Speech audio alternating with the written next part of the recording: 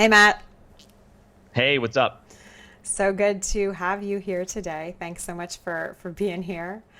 I just kind of want to read a couple sentences about your work kind of at the top of the hour, and then I want to ask you to tell us everything.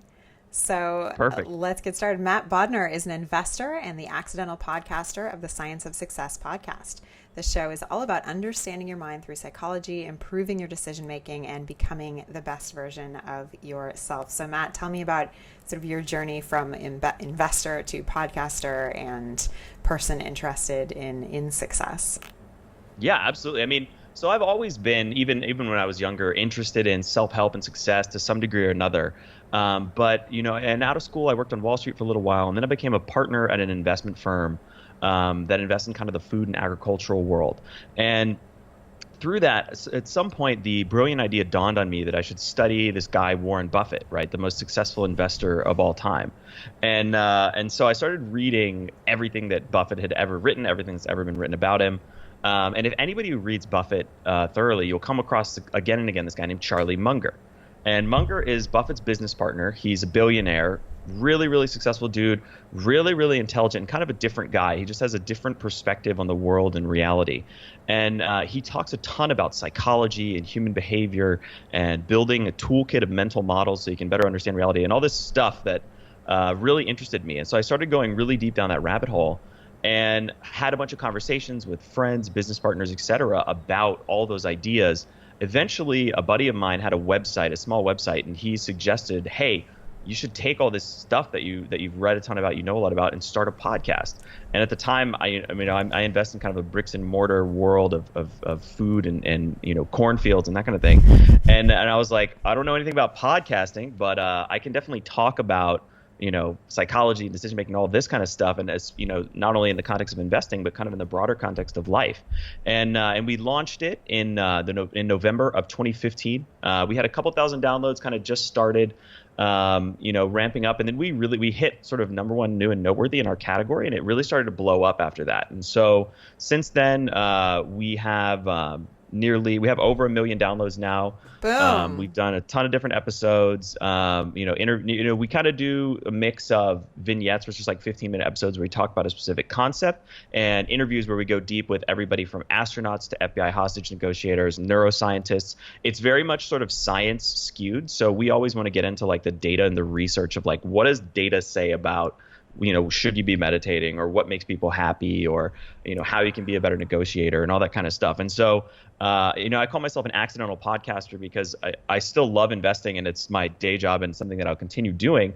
But the podcasting has really been an amazing platform to not only explore a lot of these topics that fascinate me and contribute to success in kind of the business world, but also help kind of spread that message and teach people all around the planet about all these different ideas.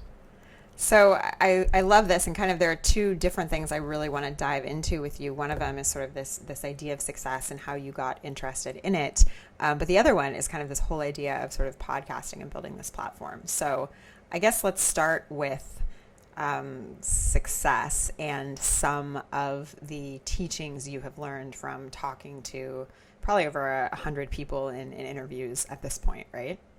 Yeah, and I mean, I would say it's amazing that these lessons crop up again and again, and it's not just from the interviews. I've interviewed dozens of experts and scientists and all this stuff, but even the lessons ranging everything from present day billionaires to titans of industry like John D. Rockefeller to ancient Stoic philosophers from thousands of years ago, they all have basically the same. They're not necessarily everything they say is the same, but these common themes keep resonating. There's 5 or 6 core ideas that come back again and again and again, and they get hammered home by people from totally diverse fields and places. And these lessons are really what I consider kind of some of the timeless foundations of being successful. And we can talk too about what success is, because I think it often gets kind of a bad rap, and I don't think it necessarily has to. Well, wait. Okay. Don't bury the lead. Why does success get a bad rap? Oh, so this is a pet peeve of mine. And actually, we named the podcast The Science of Success because we tested a bunch of different titles, and that title happened to be the most sort of popular.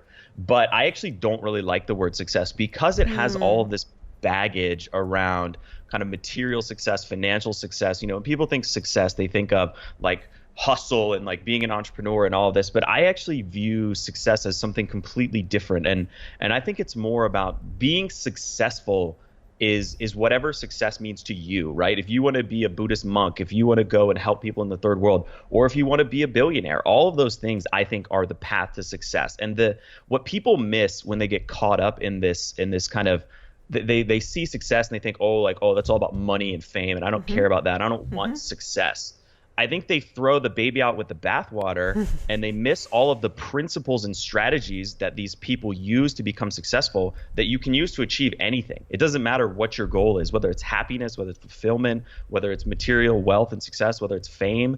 All of these goals can be achieved with roughly the same core pillars and principles and strategies. And people who kind of toss out success and say, oh, I don't care about, being successful. And I think that's very popular, especially with, millennials and even kind of people younger than that now. They sort of see the materialistic baby boomers and everything else and think that, oh, I don't want to live that life. That's fine. But whatever life you want to live, if you follow these principles, right, because success leaves clues, that's, everybody says that, there's a path that you can follow. And it's a lot easier than trying to kind of forge your own way with a machete, like hacking through the jungle. Yes, forging your own way with that machete, hacking through the jungle is always a challenge. It is. So, okay, when you came, when you and your friend sort of sat down and said, okay, we're going to do this podcast, at that point, what did you think about success?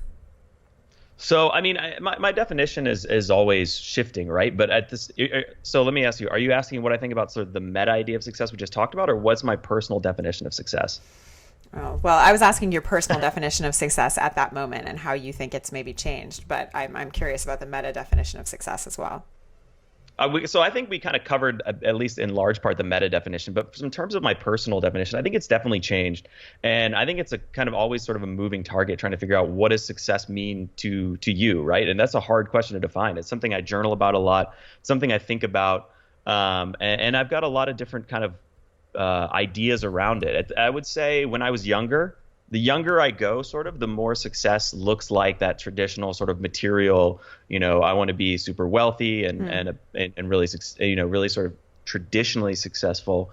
And the more I interview a lot of these people, learn from them, learn kind of their wisdom, I'm starting to understand and embrace a more of kind of a definition of success that's around kind of being your authentic self, living in your own strengths, doing what you like to do and what you enjoy to do. And there's a really, really good book called The Art of Learning by this guy named Josh Waitzkin, who's a world champion martial artist a couple times over and a national chess champion a bunch of different times. Incredible guy, really, really smart about performance and what it takes to be, world class at a ton, like many different fields. And he writes about how true world class performance is all about embracing your own unique style, your own unique strengths, and unlearning all of the sort of things people have taught you about living outside of your own areas of strength. Oh, that's really interesting. Wow. What does that mean, the power of sort of unlearning, of sort of doing what is outside of your strength? Tell me a little bit more about that. Yeah, so I mean, I would say it's unlearning the social conditioning that teaches you to do things that are outside of your area of strength, or teaches you to sort of get outside of your natural habits or things that you like to do, right? Our entire school system and much of our society is structured around this kind of 20th century industrial sit down for 8 hours a day and the teacher talks at you and like that's how you learn. And they drill out all the creativity out of all the students, right? They slowly sort of break them down and try to turn them into cogs in the machine. And that was a relatively effective educational strategy 150 years ago or 100 years ago. Doesn't really make sense in today's knowledge economy and in the way kind of things work. And what we know about psychology and creativity and learning and everything else today is just a bad strategy. It's not really very effective. And what it does is it takes people's natural learning styles and natural traits and strengths and things that they gravitate to, and it smashes them into a really conformed kind of, uniform box that says like, no, this is what you're going to learn and this is how you're going to learn and like all of these things. And so to me, the unlearning is really breaking through all those constraints, all the expectations that people have, all the things you think you need to be doing because of, your upbringing, because of schooling, because of your parents, all of the kind of limiting beliefs and social expectations that are holding you back or getting in the way of the truest, authentic expression of yourself, to me, that is what it means to kind of unlearn all of these things that are blocking you from really being the truest you that you can possibly be, which I think is success fundamentally at the end of the day. So does that mean that conforming is antithetical to success? What percentage of the people you end up interviewing have lives that do not conform, essentially, to this idea of maybe going to university and then going to medical school and then becoming a surgeon and then having a nice house with a fancy car? It sounds like that probably a lot of people you interview are kind of doing things very, very differently than that. And so I'm wondering if conforming can still be successful, or if it never is. Yeah, I mean, I'm not going on a crusade against conforming to some social norms and sort of conformity broadly. But I think if you look at successful people by definition, right, and sort of from a statistical standpoint, if you're an outlier in any field, in anything, whether the outcome you're looking at is wealth or performance at chess or music or whatever, by definition, you are outside of the norm, right? Your skills are outside of the norm, your experiences are outside of the norm, the things you're doing are outside of the norm. And if you want to be outsized in whatever you're doing, if you want to be at the top of your field, if you want to be successful at it, you have to do things that are outside of the norm. Because if you do the normal things, you'll end up in the normal distribution of kind of everybody who did all the normal stuff. That's really interesting. So what about this idea that, sometimes with the, intense social pressure we have, and even more now that we live in this digital world and can so easily sort of compare with the people around us, that sometimes many of us feel like we have to be successful in many, many areas of our life, as opposed to maybe just the one or two we are really good at. How does that sort of factor into this idea of success? Is there more pressure to be successful in something we suck at? Yeah, I mean, I think that's that kind of social pressure, right? Is the idea that people sort of railroad you into certain trajectories or things that may not be aligned with your true skill sets and the things you really want to do. But I think more broadly, the balance, and this is something that I think about a lot, and I've interviewed experts on kind of both sides of this debate, but the balance between the notion that you should focus on your strengths versus the idea that you should improve your weaknesses is something that I really think about a lot. And I've interviewed everybody from Jeff Colvin, who's the author of the book Talent is Overrated, which is all about the concept of deliberate practice and how innate skill is really not very important. And it's kind of a rough starting patch. Everybody has kind of different places where they begin, but work and what he calls deliberate practice, which is a very specific methodology of studying and practicing over time, is the number one determinant of how people become successful. The flip side of that is if you look at somebody like Carol Dweck, who's a research psychologist who talks about the fixed mindset and the growth mindset, and she studied tens of thousands of people, talks about how basically you can improve any skill you have, right? You can improve, anything you want to do. And so you got to think about you can't, if you stretch yourself too thin, right, and try to be everything to everybody, you're not going to end up being successful at any of those things. You have to make a decision, right? The root of the word decide is to cut. And so decision literally means to cut off. You have to cut off the things you don't want to focus on and really drill down and figure out what matters to you, what's important to you, what do you want to excel at, and what do you want to invest in being better at. I love that. The root of the word decision is right, to cut. So can we talk a little bit more about Carol Dweck's work here and give people, I think not everyone listening understands sort of her work in terms of growth mindset versus fixed mindset. Can you give us sort of a sense of what that means and why we should be striving towards this growth mindset? Yeah, absolutely. We've done multiple episodes. We interviewed Carol Dweck. We've had several episodes on the show where we just go deep into both of those concepts. So I'll try to give a 3-minute summary of basically what they mean. But to me, this is actually, we started out talking about, before we got off on this kind of tangent, what is success? We started talking about what are the pillars of success, right? Mm-hmm. And to me, there's 4 or 5 core truths that have been echoed again and again and again and again in the conversations I've had. And Carol Dweck's message about the growth mindset is probably one of the fundamental ideas that I think is this one of the most impactful things you can do or study or understand to be successful in the broader sense at anything you want to be successful at in life. And long story short, she's done, as I said, super research validated. At one point, she studied the entire 8th grade population of the country of Chile. Literally tens of thousands of people have been in her studies. It's not conjecture. It's not just hearsay. It's extremely research validated. She breaks the world and people's behavior into 2 fundamental camps. One is the fixed mindset, and one is the growth mindset. The fixed mindset is this idea that your traits, abilities, intelligence, et cetera, are fixed and unchangeable. And it seems sort of like a simple distinction, but it really cascades through your behavior in a ton of different fields in your life and leads to a ton of really negative outcomes. So if you think that your identity and your intelligence and your skills are fixed, then everything you do becomes sort of a test that either proves that you have what it takes or you don't, right? And that means that you suddenly start avoiding challenging situations. You suddenly start rejecting criticism and feedback because it's sort of, if you have to accept the criticism that you're not good enough, then that's a ding against your identity itself and saying that you don't have what it takes and you can never have what it takes, right? You suddenly start thinking that practice is not important because practice is for those unskilled people who aren't naturally gifted to do. I'm naturally gifted, so I don't need to practice. And there's tons of manifestations of it. They can detect this distinction as early as like 3rd or 4th grade. They give students a math test basically, and then everybody who does well, they give them the option. Do you want to take the same test again and get another A, or do you want to take a harder test and get like a C or a B? And the students that want to take the same easy test and get an A and look smart are falling into the fixed mindset camp. The students that want to take the hard test and don't care about looking smart but actually want to get smarter are in the growth mindset camp. And the growth mindset is fundamentally defined by the belief that your skills, intelligence, abilities, et cetera, are malleable and can grow and change over time.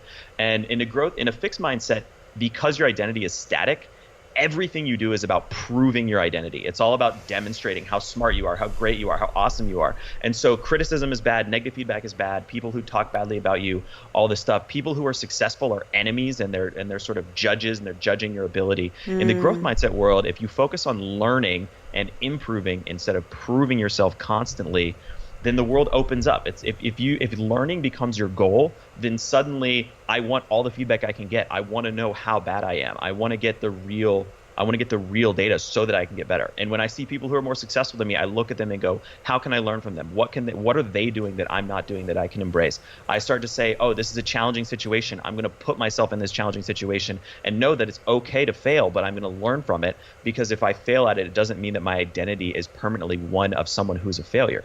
And so my favorite quote from the entire book, Mindset, is this idea that it's impossible for you to learn from a mistake if you deny making it, right? If your identity is so wrapped up in this fixed mindset conception of your skills and abilities that you can't accept that you made a mistake, and this gets externalized onto everything from refs in a sport context to the weather to your coworkers to somebody else to bad luck, whatever it is. People make infinite amount of excuses to avoid taking the blame. Yep. If you don't take the blame, then you're denying yourself an opportunity to learn from it. And that lesson is echoed from everything from Navy SEALs to ancient Stoic philosophers. The idea that the more responsibility you take for outcomes, for actions in your life, for everything that's going on, it's like counterintuitive and sort of paradoxical. The more responsibility you take, the more people accept when you fail at things and the more you actually achieve. The less responsibility you take, the more blame you place on other people, you end up sabotaging your own success, and people don't trust you. They don't like what you're saying. If you screw something up and you go to your boss and say, I screwed this up and this is why I screwed it up and I'm going to fix it and it's totally my fault, even if it wasn't totally your fault, they're going to be like, I respect that, right? That's good on you for taking responsibility. Like, you're going to get it done. If you go to them, oh no, this was Tim's fault. He screwed it up. He's an idiot. And Beth over in accounting messed this other thing up. I didn't do anything wrong. They look at this and go, great, right? Yeah, I'm sure you didn't do anything wrong. This is the 4th project that you screwed up because you're trapped in the fixed mindset. It's interesting. I was just having this situation recently with someone I'm working with, and kind of had a repeated experience of kind of not of not really accepting errors, and instead he kind of mentions excuses, and I'm just realizing, wow, I think we're coming to sort of the end of our cycle of working together, because I just don't see us kind of improving in this dynamic. You should give them a copy of Mindset. It's really interesting. It might be too late for your working relationship, but you should give them a copy of that book, because it will transform their perception of themselves and why they make mistakes. and excuses for them. The other thing I absolutely love about this book, Mindset, I have a toddler, and one of the things she talks about in the book that has really impacted me is, and I don't know if she actually talks about it in the book or if it's in some other interviews or whatever with her about it, but basically this idea, it's something that's really common with little kids, is you say, you're so smart, or you're such a good drawer, that sort of thing. And, with a 3-year-old, you get these like crappy drawings all the time, like, and, they give them to you. Do you love it, mom? And instead of saying, you're such a good drawer, what a good artist you are, instead it's about sort of saying, wow, you worked really hard on that piece. And, exactly. the encouragement. And it's such an interesting thing, sort of seeing that with kids. I mean, that book has been totally a game changer for me. So that's super interesting. Do you have sort of, when you look back at almost 2 years of interviews, are there a few that sort of stand out to you in terms of either what they have taught your listeners, your many listeners, or in terms of what they have taught you?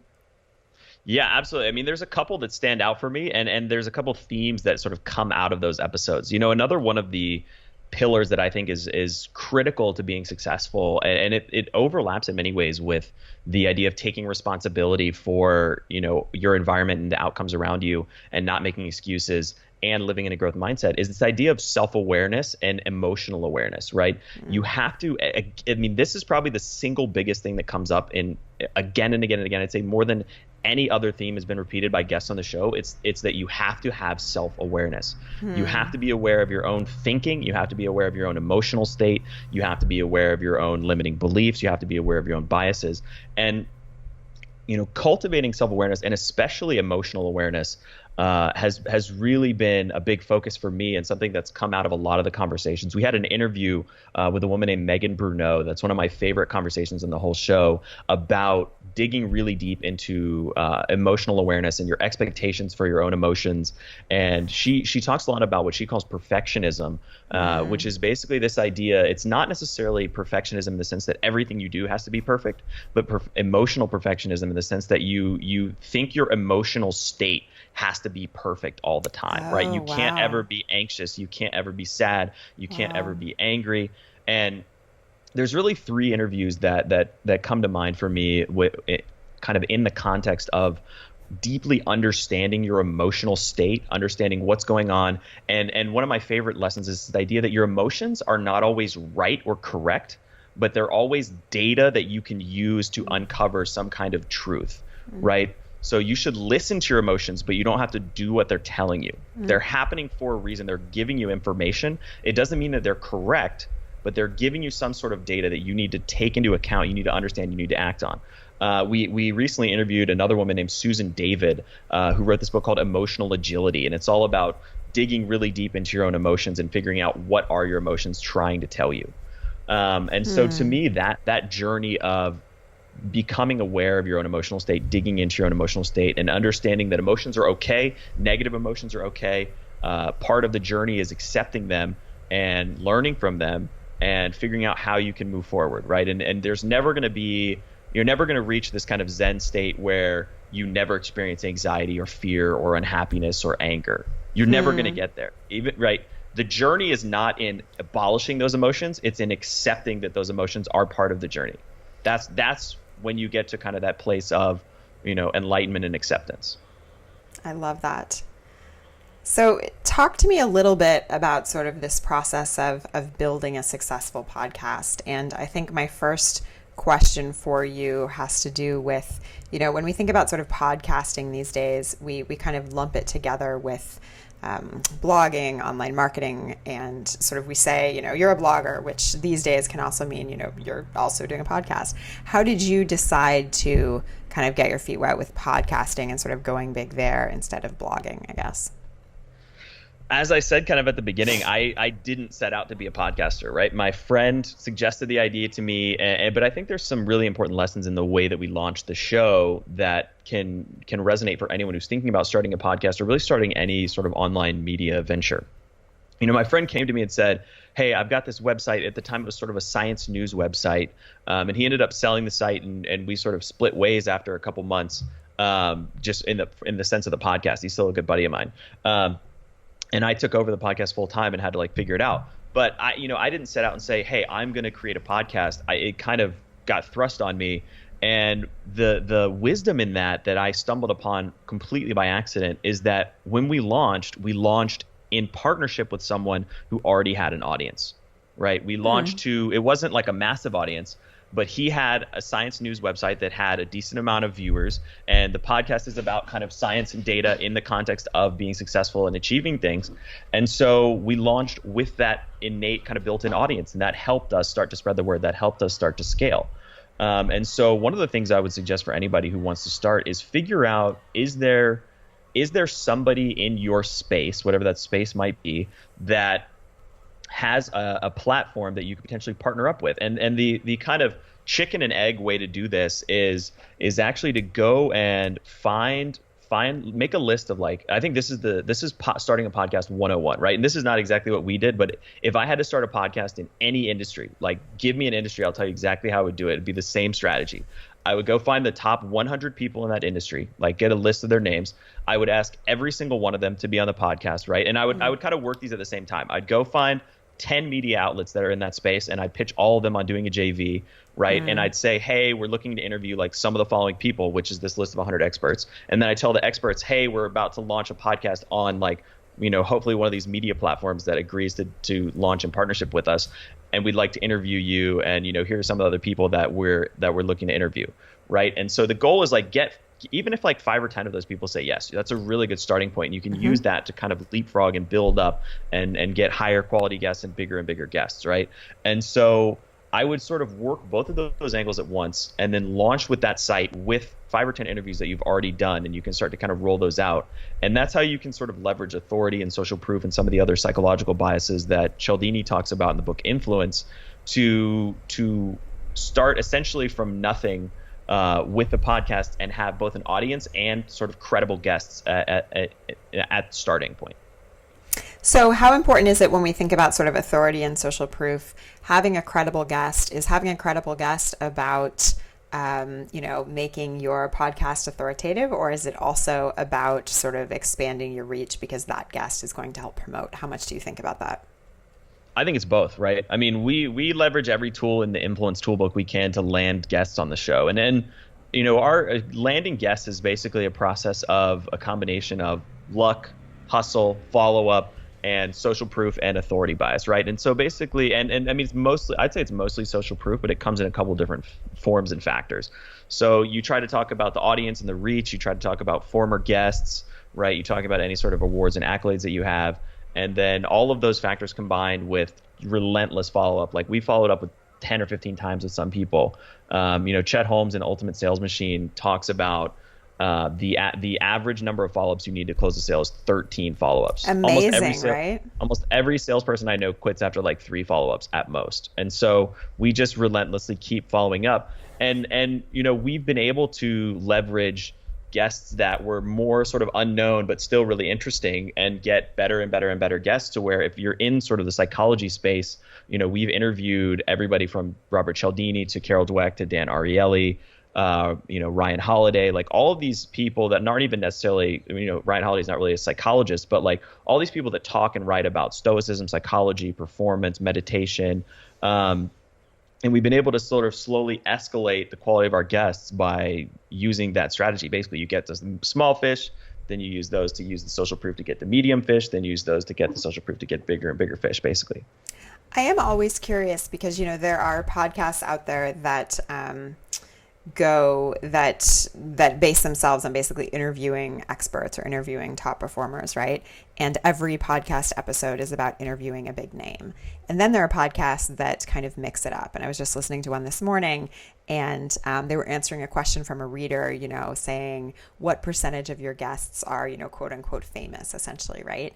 And I'm wondering how you guys think about that. Do you think, hey, every guest, I want them to be known in one of these spaces? Or do you kind of take a chance sometimes on someone that you think is going to be a really great interview?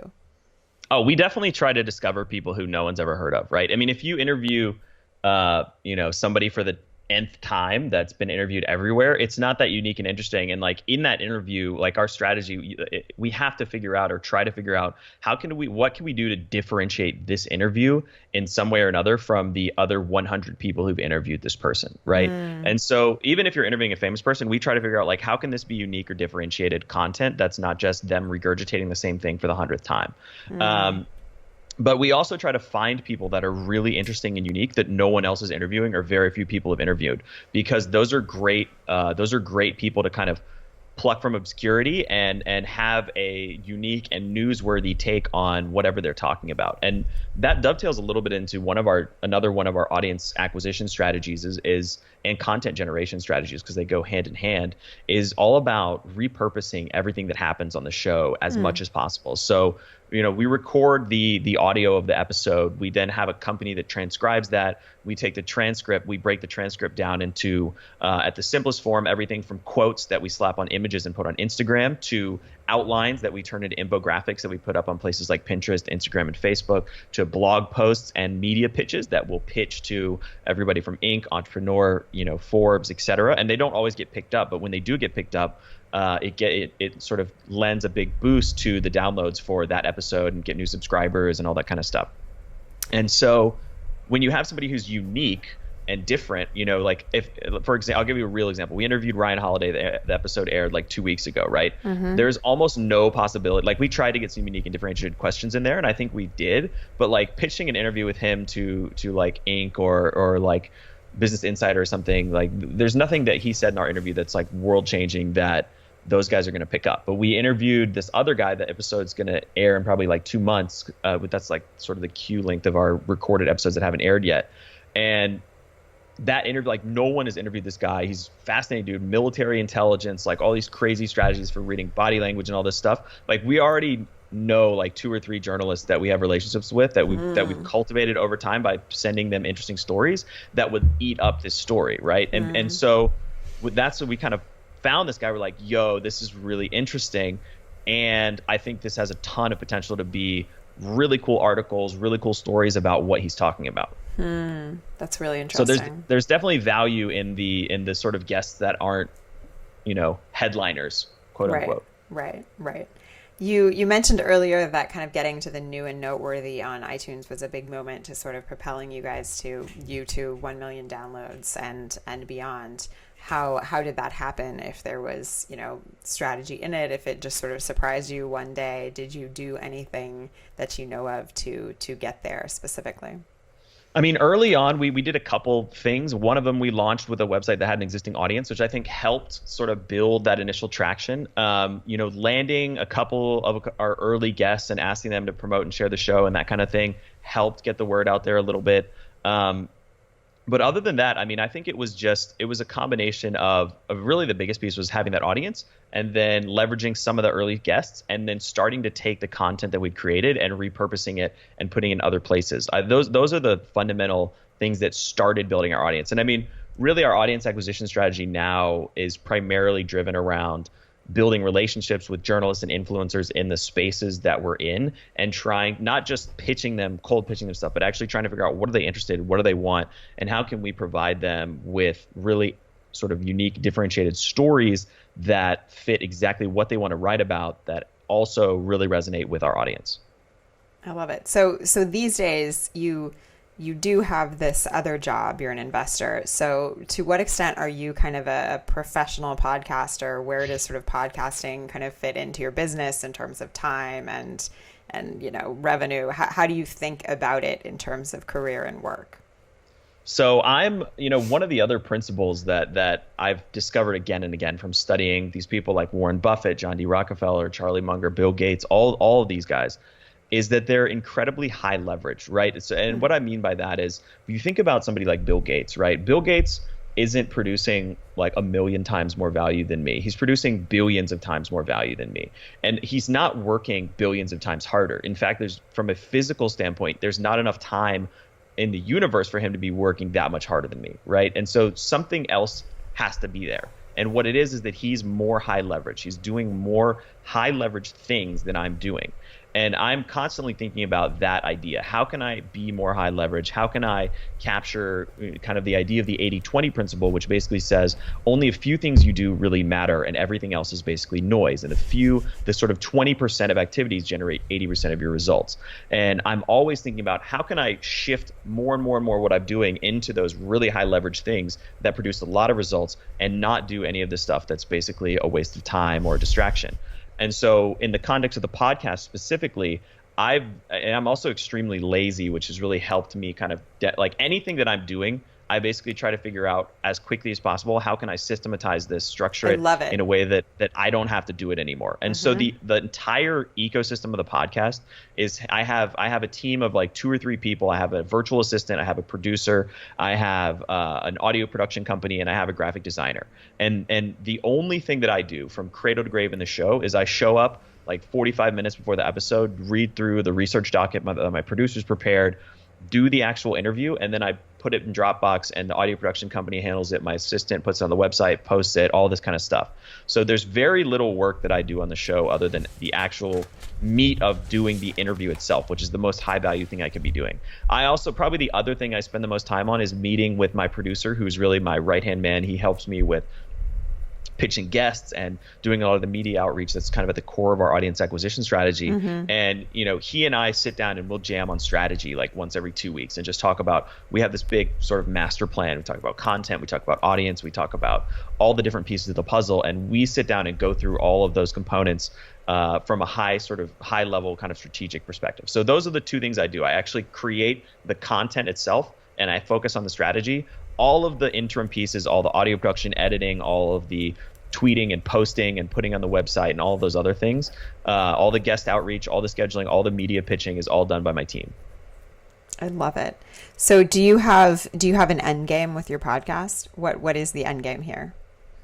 I mean, the end game in a weird way, because my sort of day job or my sort of normal life is being an investor, I don't have necessarily this end goal where I want to get the podcast. Obviously, I want to grow the listenership because I want to help more people and kind of reach more people and continue to share the message. But the process of doing it to me provides tremendous value just from the act of actually conducting the interviews, right? If I were to call Carol Dweck and ask her to give me advice for an hour, she wouldn't even return the call, right? But if I have this platform, suddenly I get to have a one-on-one conversation with her. I get to ask her for advice. I get to, talk to her about things that I'm thinking about. And it's a great way for me to learn and get access to these really interesting people. So, I basically just cherry pick all my favorite authors, writers, bloggers, et cetera, and say, hey, I want to talk to them. Hey, I want to build a relationship with them. And so even if I'm just going to keep doing it for the process of doing that because I get a ton of value out of it personally. And then there's this amazing ancillary benefit of sharing it with thousands of people all around the globe. And, getting fan mail from people in Norway and stuff like that that's talking about how the podcast changed their life and all of these other kind of crazy side benefits. And so to me, the end game, like the process is the reward, essentially. So I obviously want to continue to build the podcast. I want it to be successful, but I'm really enjoying the journey of getting there. And that's sort of a cliched thing that people always say. But if you focus on the process and really love doing that piece of it, I think that the end goals kind of take care of themselves. I love that. The process is the reward. I just highlighted that one. So tell me what you're really head down focused on these days and where people can learn more about what you do.